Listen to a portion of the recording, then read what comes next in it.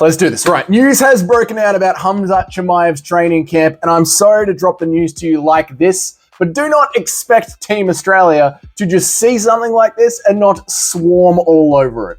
We here in Australia are taking this news about Khamzat Chimaev's new training camp as an absolute win. Chimaev has essentially admitted that he knows that he doesn't have the gas tank to be able to outperform such a human specimen like Robert Whittaker. Looks like Team Australia is going up against Khamzat Chimaev, already 2 W's up. The first one obviously being that Chimaev couldn't even make it to the first fight with Robert Whittaker. And now this news that has come out of Chimaev pretty much admitting that he hasn't got what it takes to fight Robert. So let's get right into it. The news of Khamzat Chimaev, okay? They have pretty much advertised that they have completely changed up their entire training camp.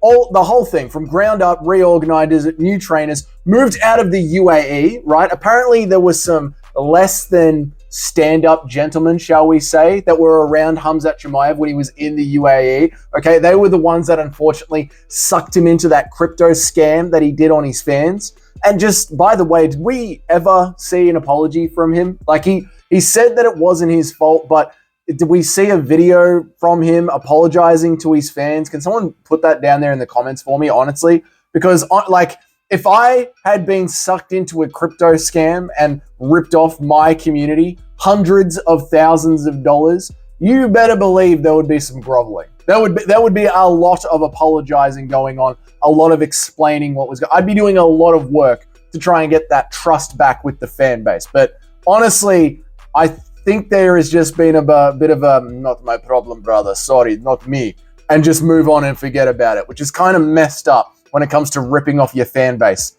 hundreds of thousands of dollars. Either way, Chimaev has gone and moved his camp over to Russia. Let's look at the details of it now. Now, it was released on Telegram and it's been translated, so I'm going to bring up posts from Home of the Fight on Twitter. They did a pretty good job surmising it. Also, shout out to Home of the Fight. And the posts read thusly: Khamzat Chimaev has significantly changed his approach to his training camp ahead of his fight against Robert the Base Chad Whittaker. This has been translated from a Telegram channel. Detail number 1, the camp is taking place in Russia, 1,850 meters at altitude. It is clear that Chimaev wants to work on his endurance. He's going to need to. Number 2, Joachim Karlsson. This bloke, the head coach of the Swedish Muay Thai national team, has flown in from Stockholm to join him. Nice. Seems like his goal is to bring back some members from his old Swedish team, with Khamzat performed with more frequently, the better, and so on. He has brought in Salim Nurhazov. These names, bro. He's brought in a top wrestler from the Russian team. And also talking about how Khamzat recognizes that when he was in the UAE, his inner circle included many unnecessary people who dragged him into his problematic situation with cryptocurrency. That's a nice way of saying he ripped off his fans, but that's okay. Smash coin. Okay, let's break down all this information bit by bit by bit. Firstly, it was delivered to us from a Telegram post, right? Telegram based. Well done. Shake hands across team lines. Good work on using Telegram. But they talk about going to elevation and getting his cardio back up and working on his Muay Thai, right? So he's clearly focusing on this because I believe, to Khamzat, this is him pretty much admitting to what I've been saying for ages. He has a 1-round gas tank and clearly a very wrestle-heavy game plan. Khamzat knows that if he doesn't finish the fight in the first round, he's going to be drawn into a 20-minute striking battle with Robert Whittaker. And let alone winning that striking battle with him, is his body going to be able to hold up underneath him?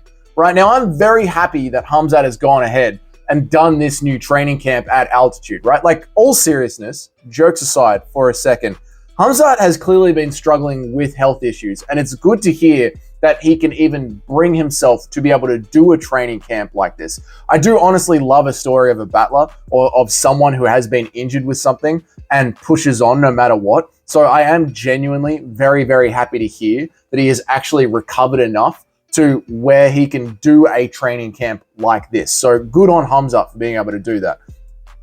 Back to war mode. This does prove my point though, right? Look, if something needs to be worked on, that means that it was lacking, right? So he admits himself that his gas tank was lacking. We have all been right in saying that Khamzat has no gas tank. Now, the question is, for all the puppy dog fans out there, is 10 weeks of training going to be good enough to outdo whatever destroyed his cardio and his lungs in the first place?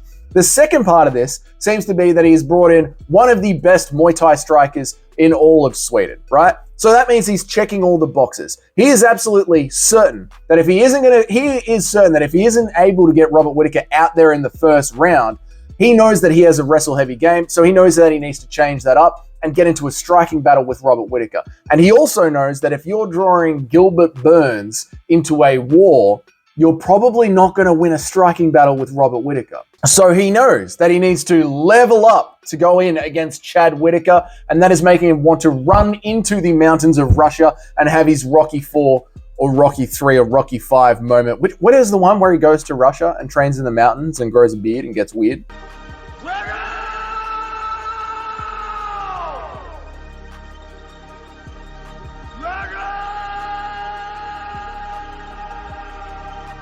Whatever. You know what I'm saying. And look, it makes a lot of sense. And personally, this makes the fight way more exciting. It honestly does make it way more exciting. Because in my mind, with how much Robert Whittaker is in hunter mode and with what I've seen from Khamzat Chimaev, this fight wasn't really that competitive to me. Honestly, it was sort of done and dusted. I could tell the way that this fight was going to go like that. So the fact that Khamzat Chimaev is going out there and trying so hard does make this a little bit more competitive. So well done. It's going to make it even more fun to watch. So with the question being, is a 10-week training camp going to be enough for Khamzat Chimaev to be able to take out someone like Robert Whittaker? Let's just pretend we live in a crazy world where Khamzat Chimaev actually beats Robert Whittaker. Well, then you have to say, right, like someone like Khamzat Chimaev, who has proven to give everything that he needs to give to win a fight like this against Whittaker, might be the next contender for Dricus du Plessis. And depending on how he looks, right, depending on the style of Chimaev, with that rushing forward with reckless abandon, trying to get the fight to the ground no matter what, pushing, mixing that with the style of Dricus du Plessis, who has a very similar style, you know what I mean? Like Dricus does that rush forward. If he can't win on the feet, he's going to try and get it to the ground. Dricus is always forward pressure. Watching these two car crash into each other is a super fun fight. And as we know, if you've been watching this channel for a long time, we have broken this down many times. The UFC pay-per-view picture is literally dependent on one thing. How many pay-per-views can you sell? It has got nothing to do with skill. I present to you Khalil Roundtree versus Alex Pereira. And if Khamzat Chimaev looks good against Robert Whittaker, him versus Dricus du Plessis, sell some pay-per-views, man. If I was Sean Strickland, I'd be getting active as quickly as possible. Look, let me know what you think about this down there in the comments. Who is going to win the fight between Robert Whittaker and Khamzat the puppy dog Chimaev, right? People have already started giving me some backlash on my take on this entire fight, right? Like this bloke over here, Alexander, he says people act like Whittaker will beat Chimaev. That's hilarious. Whittaker will beat Chimaev, mate. Then you got 54. He tells me to quit watching UFC altogether and to delete my account. No. And then, of course, we have the always faithful channel member Homework, who is 100% backing Khamzat Chimaev all the way to the end. So good luck out there, Homework. So there we go. That's the news of Team Khamzat Chimaev pretty much admitting that they never had what it took to beat Robert Whittaker in the first place, and that they do indeed need to level up if they're going to take on the Aussie Chad. Let me know what you think about that down there in the comments. If this is your first time watching one of my videos, welcome. If you'd like to hit that subscribe button, that would be awesome. Every single subscriber matters. And we do live streams about 3 times a week where we debate. Currently this week, the debate that is raging on in the channel is the top 50 boxers in the UFC. That's a lot of fun to tackle. So if you want to get involved in that, hit the subscribe button, hit the notification bell. If you're already on board with the channel, you know what to do. Hit that like button, help this channel grow. The more time I can commit to the channel, the better for all of us. And until then, I'll see you all in the next video. Have a good one.